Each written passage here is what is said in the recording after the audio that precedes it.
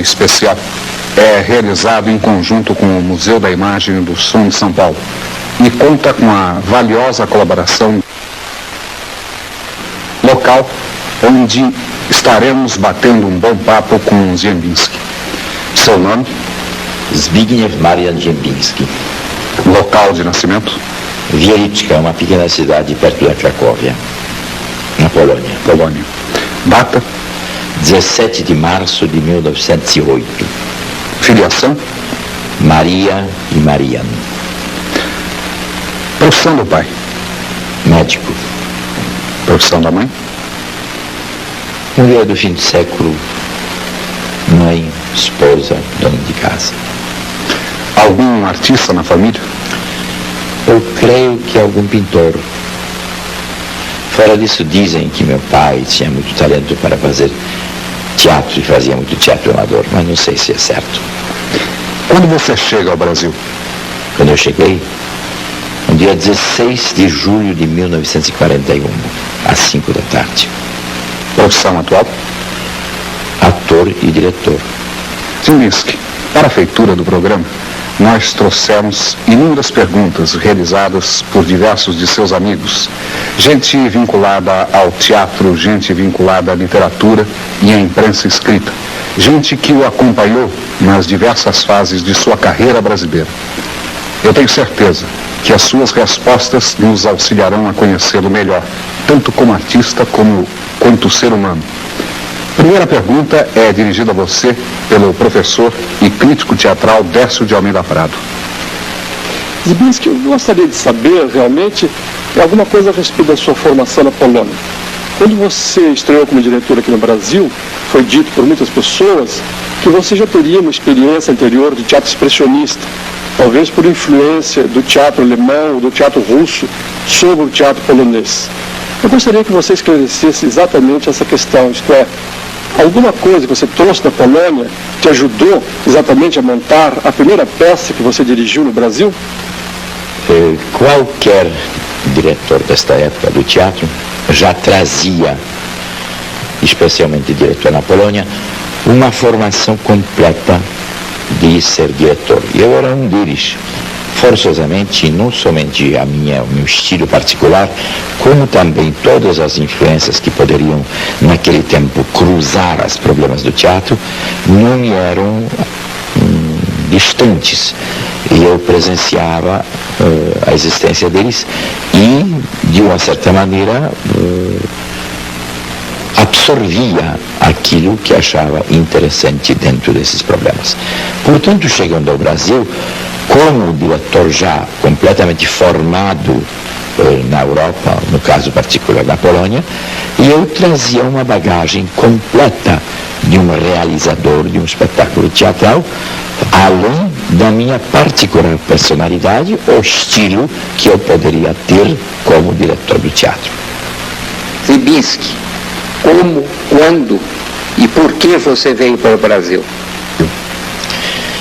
Se eu quisesse responder, Alfredo, detalhadamente essa pergunta, isso seria um livro bastante grande que, aliás, eu penso escrever um dia. A minha vinda ao Brasil foi a mais acidentada e resultante de diversos propósitos e de diversos acidentes que perturbaram o mundo naquele tempo. Logicamente que a minha saída da Polônia foi resultado da guerra e a tentativa de se afastar um homem na minha idade, que era a idade militar, dos eventuais nocivos efeitos dessa guerra e preservar uma entidade que possa ser futuramente útil ao meu próprio país e que se tornou útil ao país que agora é meu. Toda a viagem para cá foi uma viagem cheia de acidentes, de coisas imprevistas, de planos feitos na hora, de decisões momentâneas, dos quais eu e milhares de pessoas fustigadas pelo cataclismo da guerra não se davam nem conta o que vai acontecer dentro de meia hora e muito menos dentro de um ano ou dois. A possibilidade de vir ao Brasil surgiu para mim em Paris, depois de eu ter atravessado praticamente a Europa inteira, transtornada pela guerra, através de um ato de extraordinária coragem de um embaixador do Brasil, Sousa Dantas, que resolveu milhares de pessoas desesperadas em Paris, poloneses que realmente poderiam representar alguma coisa, dar visto diplomático. Esse visto, após de 2 anos de viagem, me trouxe ao Brasil. Graças a Deus. Zimba, você já veio para cá consagrado. Você teve momentos extraordinários dentro do teatro brasileiro. Eu queria saber, você chegou a passar dificuldades? Você chegou a passar fome aqui no Brasil? Não cheguei a passar fome, porque é um ditado assim, e acho que até certo ponto é verdade, não se passa fome no Brasil. Teve dificuldades várias, graves dificuldades de um homem que não dispunha no momento quando chegou aqui da língua, e no entanto, por sua profissão, dependia da língua. Era a língua. Logicamente que essas dificuldades se rebateram em mim fortemente, mas eram vencíveis, e eu tentei vencê-las, e parece-me que venci. No entanto, não posso reconhecer que teve uns momentos de grande dificuldade de sobrevivência em uma determinada época, especialmente numa época inicial, onde a colocação do teatro que eu representava era meio difícil a se realizar. Mas não devo esquecer que depois de vários anos de existência no Brasil e de ocupar um lugar já bastante concretizado, também tive várias dificuldades de sobrevivência, como em geral, ainda até hoje, o teatro brasileiro tem, e em consequência disso, os componentes dele. Zimba, você acha justa a crítica que fizeram ao TBC, dizendo que o TBC nada trouxe para o teatro brasileiro, para a dramaturgia brasileira, que era um teatro mais de granfinagem? Chegaram até a dar classificativos muito pejorativos para o TBC? Ou você, ao contrário, pensa como eu, que o TBC foi um marco na renovação do teatro brasileiro? Quem não respeitasse a existência do TBC, prova é que não conhece a realidade do nosso teatro. TBC, por mais que possam tentar dar jocosos adjetivos a ele, e até um certo ponto realmente numa determinada época começou com o teatro de elite, era uma realidade teatral brasileira importantíssima, no sentido de se formar um teatro e não uma companhia. TBC criou uma continuidade do espetáculo teatral. Criou uma casa própria do espetáculo teatral. Criou um elenco permanente do espetáculo teatral. Criou uma espécie de família que durante anos tratava só de teatro. E criou um sentido altamente profissional dentro do problema de execução do espetáculo e de oferecê-lo ao público mais amplo possível. Não quero discutir aqui os problemas da linha do TBC, do ecletismo dele, de tais ou outras orientações que alguém possa gostar mais ou gostar menos, mas tenho que reconhecer que a realidade do TBC dentro do panorama do teatro brasileiro é uma das realidades mais fortes, visíveis, concretas e benignas. TBC no Bexiga. No entanto, você, Zimbisky, foi escolher uma casa no Bosque da Saúde, longe, para poder ouvir música. Você gastava tudo que ganhava em disco e música era a tua vida. Eu aprendi a ouvir música na tua casa. Então, por que, Zimbisky? A música faz parte só do teu universo particular. Por que a música não entrou na tua profissão? Por que você não dirigiu espetáculos musicais, ópera, balé? O que é a música, afinal, para você, Zimba? Cleide, a pergunta é muito complicada. Porque, para se responder, porque a música, não para mim, mas eu acho que para qualquer ser artisticamente dotado, é uma colocação muito importante. Eu vou esclarecer alguns pontos rapidamente, porque o tempo corre e nós não temos muito tempo. É o seguinte, realmente eu fiz espetáculos teatrais musicais. Eu fiz ópera. Eu fiz vários musicais, inclusive na Polônia. Eu dancei, cantei. E eu tocava piano. E eu regi orquestra. Mas isso não teria a menor importância, mesmo se eu não fizesse. Se eu gosto da música, e se, como você diz, foi lá no Bosque da Saúde para morar, onde eu pudesse ouvir a música, também não é importante. Eu morava em frente ao teatro, quase um mundo, do outro lado da rua. Depois parti para lá. A música para mim, mesmo se eu não fizesse nada no sentido musical concreto dentro da minha profissão, é uma entidade tão forte como as outras que aqui eu vou revelar. A música é uma constância, uma constante rítmica, é uma constante emocional, é uma constante tonal,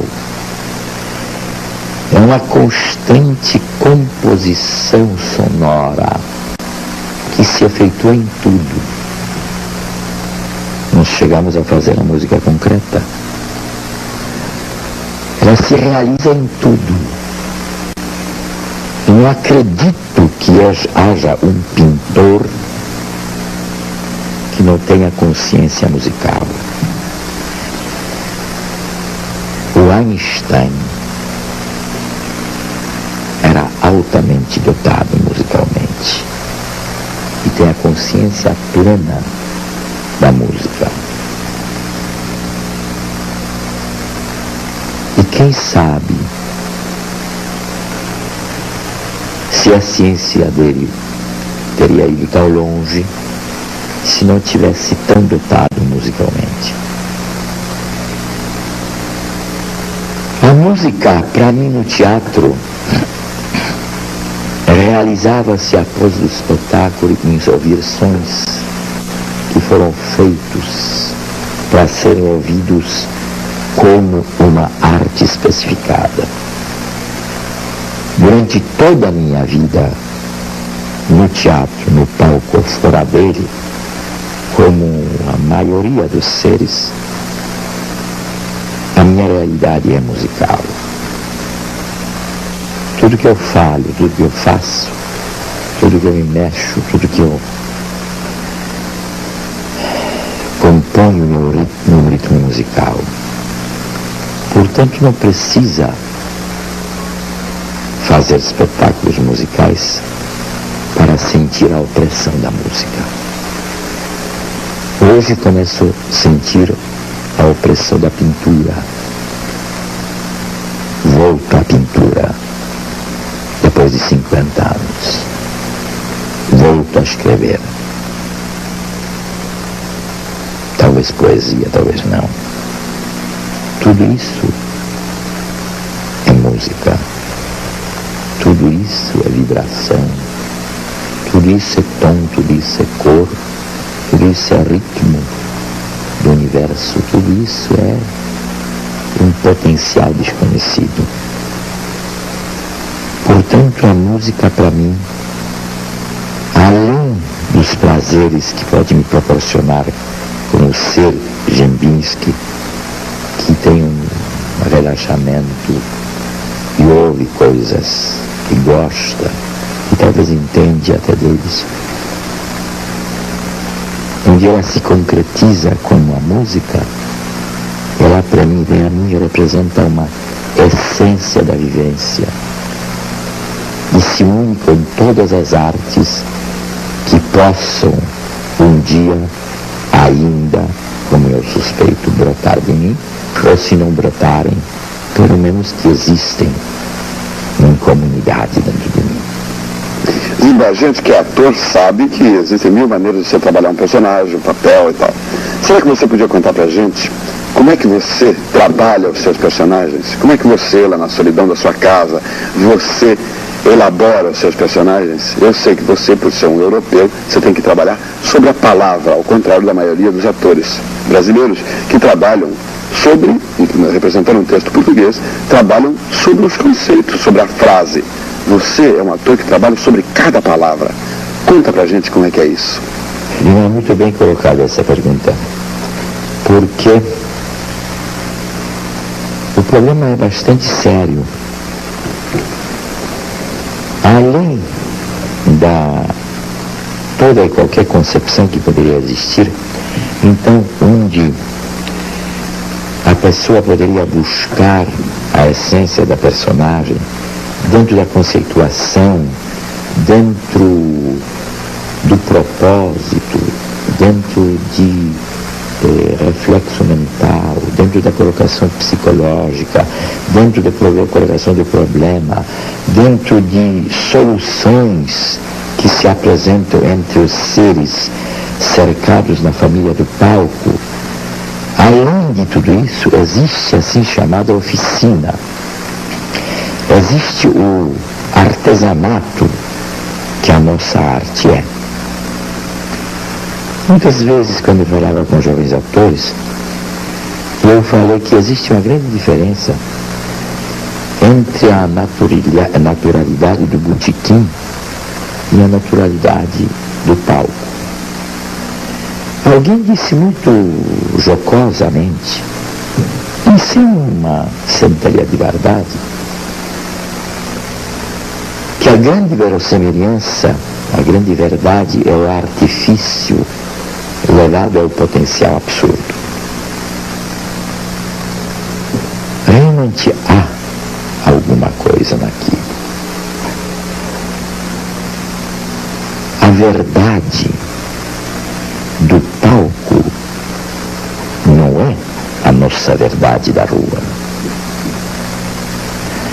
A verdade representada é uma forma, por mais sincera que seja, é uma forma que representa uma angulação artística, uma angulação formal.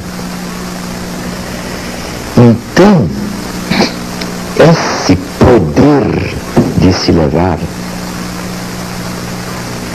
o autêntico, o comunicativo, o emocional, o verdadeiro, o convincente, o direto a alguém em forma de arte, exige de um veículo que tem que ser trabalhado com a meticulosidade de um ourives. Portanto, a nossa profissão tão complicada e por certas pessoas tão mal compreendida, é que dizer o seguinte: puxa, a gente fala na rua, não fala? Todos nós falamos, no palco eles não falam. Então qual é a diferença? Qual a dificuldade de eu entrar no palco e falar, se todo mundo fala? Aí que vem o problema extremamente delicado e artisticamente profundo. É a colocação da sua profissão, da sua arte, dentro da proposta mais sincera possível. E você, Lima, você disse uma coisa muito verdadeira. Seja eu brasileiro como sou, falando eu, me parece, um português com brasileiro relativamente correto, a minha língua de nascença não deixa de ser polonesa. A segurança que eu tenho em polonês, que vem do sangue, eu nunca posso ter dentro de uma língua que eu aprendi.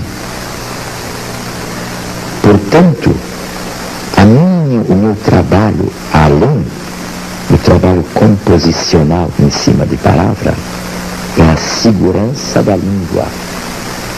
Eu tenho que dominar a língua da maneira de transformar ela, além da verdade, em minha língua materna.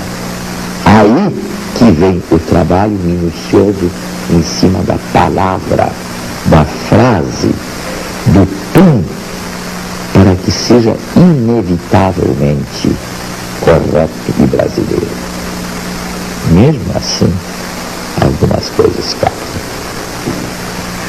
Zimba, você que é polonês, como você sente melhor do que qualquer diretor brasileiro o teatro de Nelson Rodrigues?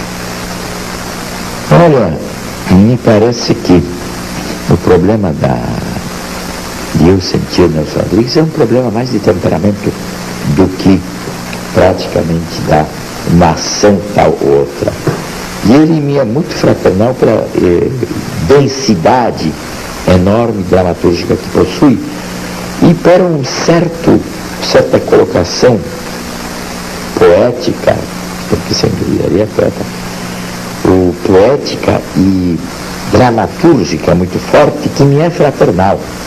Portanto, não foi questão em nós nos confraternizarmos de questão de ser brasileiro, polonês ou estrangeiro, e sim uma semelhança da violência do temperamento dramatúrgico que possui Nelson Rodrigues e que eu, por acaso, tenho chave dela, que me é próxima e concreta. Portanto, sendo eu polonês ou sendo eu brasileiro, é mais na dependência do temperamento pessoal dramatúrgico que eu tenho, semelhante a ele, o que me fez tão facilmente me aproximar a ele. Zimbinski, uma vez eu te procurei para você ler uma peça que eu tinha escrito, eu queria entrar para o teatro, Sangue no Domingo. Dei para você ler, você leu atentamente e tal, depois falou assim, olha, tá bom, aqui tá bem, ali tá regular, aqui tá, mas aqui tem um buraco, aqui tá faltando alguma coisa, e me aconselhou, me mostrou, e eu saí dali, fui para casa e pude escrever pelo menos a melhor peça que eu podia fazer. E fiquei sabendo que você fazia isso com uma porção de gente. Você lembra? Eu queria que você me dissesse para quantas pessoas e para quem você fez isso. Para ser muito indiscreto. Realmente, eu tenho certos conhecimentos em relação à fatura da peça. Inclusive, teve um curso meu na escola de Alfredo Mesquita, o curso Playwriting, que era o curso dos escritores, que é uma forma muito usada no mundo inteiro, onde se ensina a escrever a peça. Isso não quer dizer que alguém vai escrever e ensinar alguém de ter talento, mas há possibilidade de se dar uma orientação, pelo menos muito generalizada, como que vigora uma peça, ou pelo menos discutir o que é essencial dentro de uma composição dramática. Me parece que eu tenho bastante forte conceituação disso. Agora, daqui para você me perguntar quantas vezes e com quem eu tentei ajudar, isso da minha boca não vai sair. Se alguém quer dizer isso por sua vez, dizendo Zimba que me ajudou, é problema dele, mas não meu. Não vou dizer não. Eu sempre tive uma dúvida a respeito da sua colaboração no Vestido de Noivo. Quando a peça foi estreada no Rio de Janeiro, disse muito assim, a meia voz, que realmente você teria quase que ajudado o Nelson Rodrigues a compor a peça, sobretudo aquela questão dos 3 planos, plano da realidade, plano da memória, plano da alucinação, e você também teria influído bastante sobre Santa Rosa na composição do cenário. Eu nunca verifiquei se isso era exato ou não. Gostaria que você esclarecesse exatamente os limites da sua colaboração naquele espetáculo, em relação ao autor e também em relação ao cenógrafo. Bem, eu posso responder isso com maior sinceridade. Me parece que uma pergunta muito certa e que precisa ser esclarecido isso. Tanto mais que eu não acho que haja alguma coisa de melindroso naquilo. Realmente, eu gostei muito da peça. E disse ao Nelson Rodrigues que ia fazer. E a peça era tão clara para mim, tão nítida na sua composição, que embora o Nelson, prevendo, escrevendo o que ela é, não propus dentro do seu texto original essa divisão que é puramente uma divisão do ensaiador. É o que lhe compete.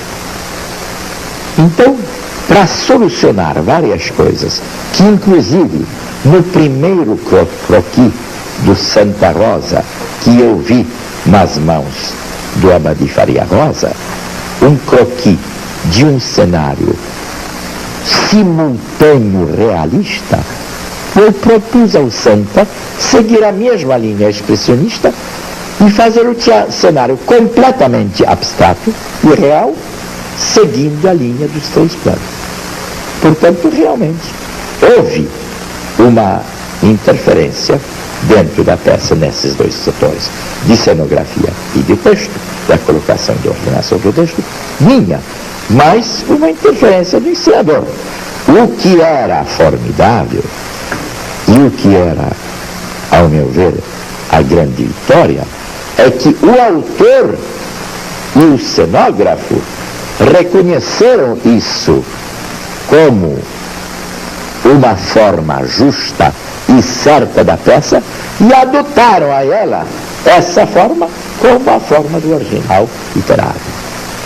Então, assim, partiu para o futuro o Vestido de Noiva com 3 planos e com essa formação cenográfica e com essa formação concepcional, o que não impediu aos vários diretores depois de fazerem Vestido de Noiva completamente diferente do que eu fiz. No entanto, agora, quando voltamos, depois de 32 anos, a reprisar a original versão do Vestido de Noiva, que foi responsável realmente pelo movimento mais forte, primeiro mais forte do teatro brasileiro, fizemos ela exatamente como foi feita naquela época, com o cenário Santa Rosa proposto a ele por mim, com encenação minha daquela época, para inclusive fazer um exame de consciência dentro do teatro brasileiro, onde nós estávamos, onde estamos, para onde vamos e para onde podemos ir. Sim, uma coisa que sempre me impressionou em sua maneira de trabalhar é que você, sendo um cavalo trabalhador, ao mesmo tempo você mantinha uma espécie de ritmo brasileiro, devagar, na manha. Será que você apreendeu isso observando o nosso samba, a nossa capoeira? Eu, como pessoa, sou sempre muito manhoso, porque eu acho que a vontade e a força de trabalhar não tem nada a ver com o temperamento pessoal. A gente pode trabalhar de uma maneira mais séria, mais exaustiva, mas sempre dentro desse trabalho deve existir o lugar para a gente, para ser humano, para temperamento particular. Se você sufoca com o trabalho o humano do Criador, você sufoca o Criador. Portanto, quando eu sou divertido, quando eu sou manhoso, quando eu sou ritmado, quando eu sou como ele diz, proveniente do samba, aliás, a qual dediquei início da minha estadia aqui, porque eu era diretor do show do Cassino Atlântico, e fazia realmente samba, e lancei vários sambistas, e vários cantores, várias coisas. E até hoje que estou começando de novo a tentar fazer letra da música e tudo mais. Se essa colocação de um homem, como ele diz, manhoso e ritmado e às vezes descansado, é um hiato do meu trabalho que me permita que o meu criador respire. Ziembinski, você como uma pessoa que veio de fora, que veio da Europa, eu gostaria que você estabelecesse um paralelo entre o teatro que você encontrou aqui no Brasil quando da sua chegada e o teatro que se faz agora, teatro esse que muito deve a você. Fernando, você me põe em cada enrascada, porque se você pede para eu dar essa diferença, estão saindo livros por aqui escrevendo sobre isso. Como é que você quer que eu, em 5 minutos, que eu tenho 3 ou 2, responda a essa pergunta? É realmente praticamente impossível. Nós sabemos todo que o teatro que eu encontrei em 1941, era um teatro mais para digestivo, um teatro de 2 sessões por noite, um teatro de comédias levezinhas, fazendo um grande astro, cercado de um elenco. Apesar de grandes tentativas, já naquela época existentes, de que se conscientize o teatro e leva para um outro tipo de repertório. O teatro hoje do Brasil é uma poderosa realidade, não quero dizer com isso que ele acertou o seu caminho. Não, ainda não. E seria muito estranho, porque o caminho do teatro do mundo não acertou ainda o seu caminho hoje. Ainda está devagar e procurando. Mas nós hoje falamos sobre um teatro brasileiro que é mundialmente respeitado, que é conhecido e que nós mesmos, com todas as restrições que podemos lidar, acostumamos-nos a respeitar e a levar em conta a sério. Zimba, você é pelo teatro de compromisso, pelo teatro engajado, ou trabalha para o teatro, pelo teatro em si, como arte autônoma, sem compromisso, sem apego a qualquer ideologia, seja essa de um sentido ou de outro? Me parece que essa colocação é muito ampla. Bem, acho que dentro da arte, seja o que for, não existe uma colocação totalmente descompromissada. Logicamente, que cada ser humano que representa uma coisa tem sua ideologia particular, senão seria um pedaço de madeira. Não sei, pode ser que a madeira também tenha a sua ideologia particular.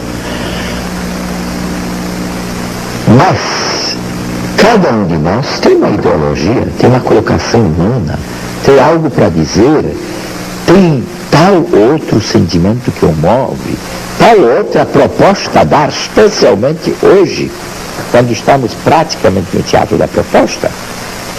Então, forçosamente, se alguém leva a sério a sua criação, tudo que ele faz tem marca da sua personalidade e marca daquilo que ele é, daquilo que ele se propõe a ser. No entanto, se você me pergunta se eu sou da opinião de que deva fazer um teatro engajado de tal ou outra maneira, aí a questão é outra. Porque eu acho, e muitas pessoas vão brigar e fazer isso comigo, que um homem que se propôs a fazer arte tem que ter um olhar que absorve muito mais do que uma linha só. e que não deve usar a arte como veículo dos seus propósitos, por mais honestos que eles sejam, desde que esse ângulo de arte não requer praticamente isso. Portanto, eu fazendo espetáculo, sempre dentro desse espetáculo, vou ser eu, com os meus propósitos, com as minhas colocações ideológicas, emocionais, intelectuais, evidentemente. Mas não vou me propor fechar numa angulação e a essa angulação quero atrair tudo que possa ser. Vou ter uma livre escolha de tentar dizer aquilo ou isto através deste ou daquele texto e me permite, dentro dessa ou dentro daquela orientação, dizer aquilo que eu realmente quero dizer. Isso que eu Zimba, como você acha que a cultura brasileira está hoje? Raul, se eu pudesse responder a essa pergunta, provavelmente eu seria o homem mais importante do momento e que poderia se incumbir sobre os destinos da cultura brasileira. Não sou nenhuma coisa nem outra. O que eu posso dizer que existem motivos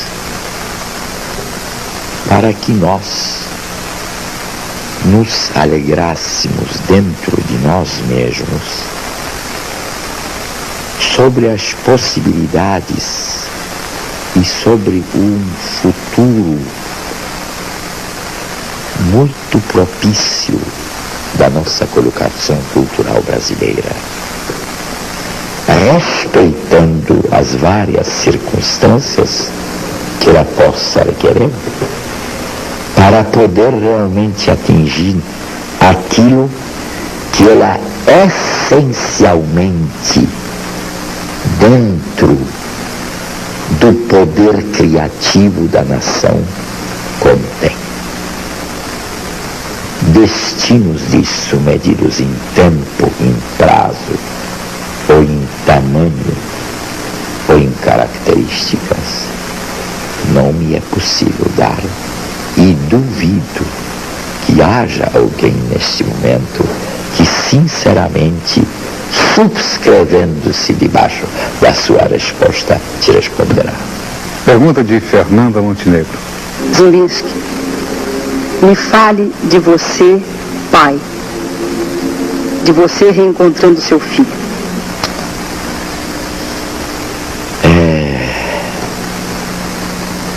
Isso é uma pergunta muito cruel. Pai de um filho que eu vi até 3 anos da idade e depois quando eu tinha 28 anos. Eu gostaria de perguntar ao mundo, às circunstâncias do mundo, aos problemas do mundo, às todas as tempestades que envolvem o ser humano, que pai sou eu?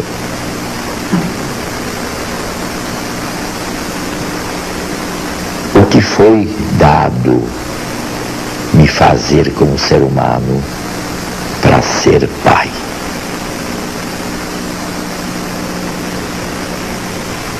Talvez se nos fizéssemos essa pergunta em relação a certas coisas que acontecem mais vezes, talvez chegaríamos cada vez mais amplamente a compreender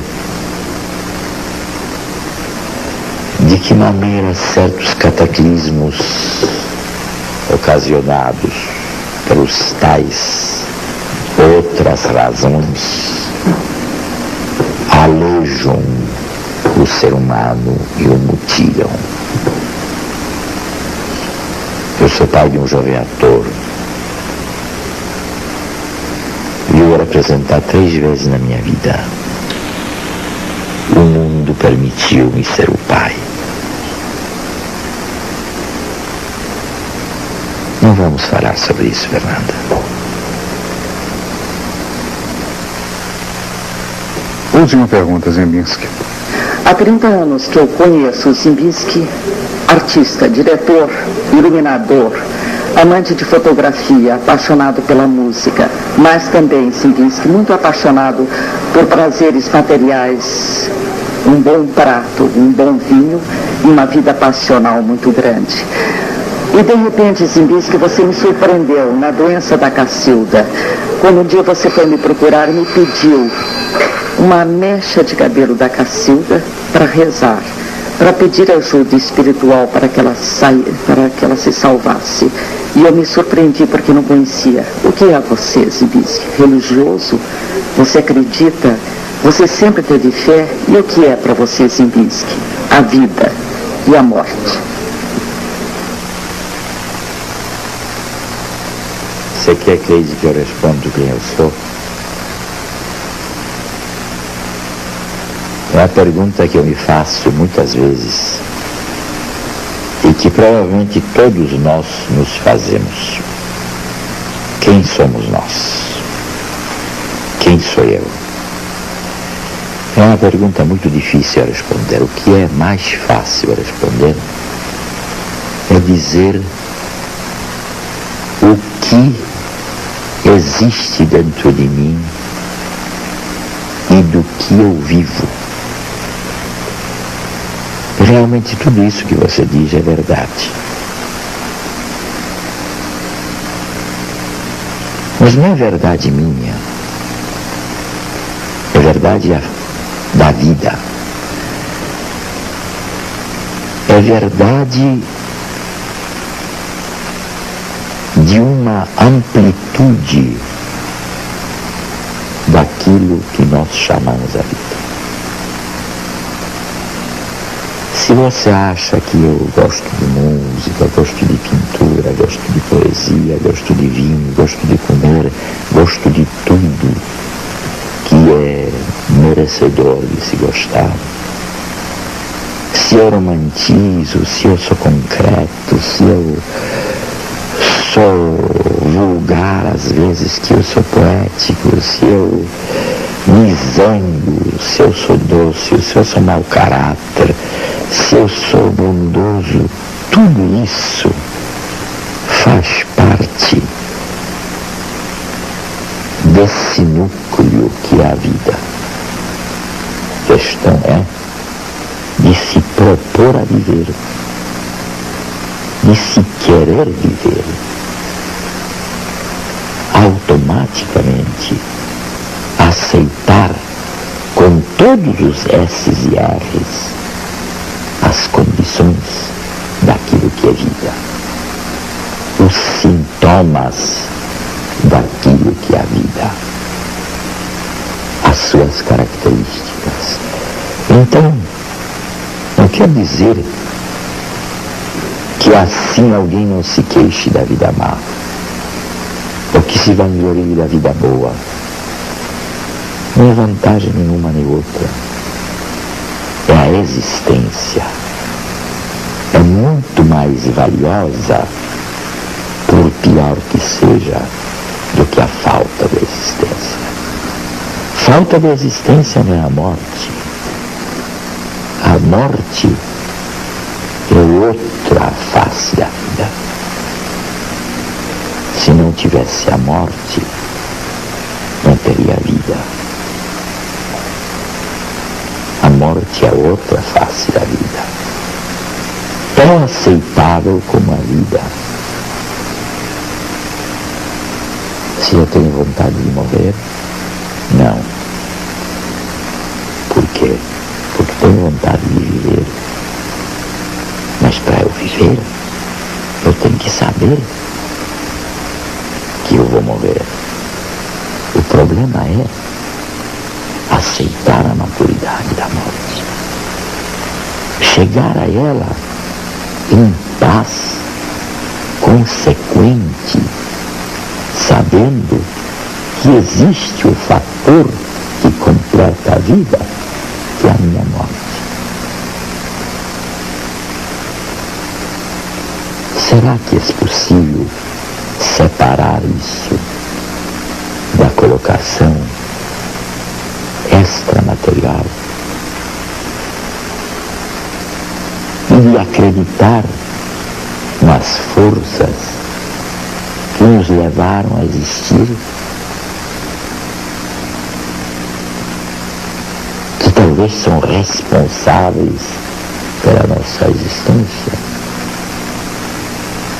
E procurar do momento da extrema emoção humana tudo que existe num fio de cabelo para conseguir esticar a vida para aquele que é necessário e faz parte da nossa.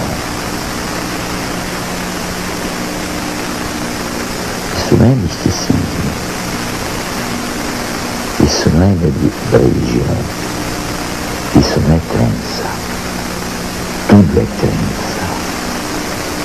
Nós cremos tanto em nós quanto em Deus. Tanto na nossa arte, quanto na nossa existência. Tanto na nossa vida, quanto na nossa morte. É um complô. É uma coisa que nos mantém em pé. Até que conseguimos ficar em pé. E se não conseguimos de ficar em pé, não é desvantagem nenhuma. Porque voltamos ao âmago do problema. Quando o universo se abre e se fecha em torno de si, e se repetem os séculos de milhões de anos na sua transformação. Quem disse que nossa civilização é a primeira? Não sabemos disso. Quem disse que a minha vida é a primeira? Quem disse que a minha morte é a última? Não sou místico, não sou poeta, não sou devasso. Sou ser vivo e procurei viver.